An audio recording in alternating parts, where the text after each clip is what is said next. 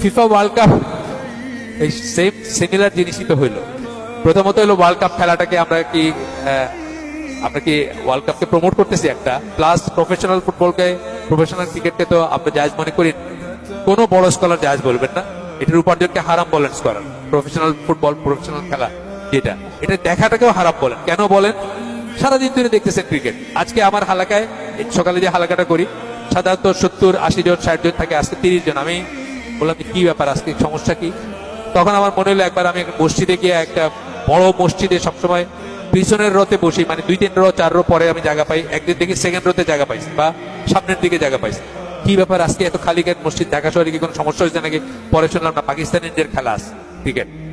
সুতরাং সবাই বলছে বাড়ির কাছে মসজিদে পড়ে ফেলবো বাবা, পড়ে আর তাড়াতাড়ি এসে খেলাটা দেখবো, আর এই জন্য আসেন না। আজকে আমার হালাকায় যখন কম মানুষ, আমি বলতেছি যে কি হলো, আজকে কোন সমস্যা হয়েছে নাকি? বলছেন আজকেও খেলা আছে। একজন আমার বললেন, খবর দিলেন যে আজকেও খেলা আছে। নাউজুবিল্লাহ।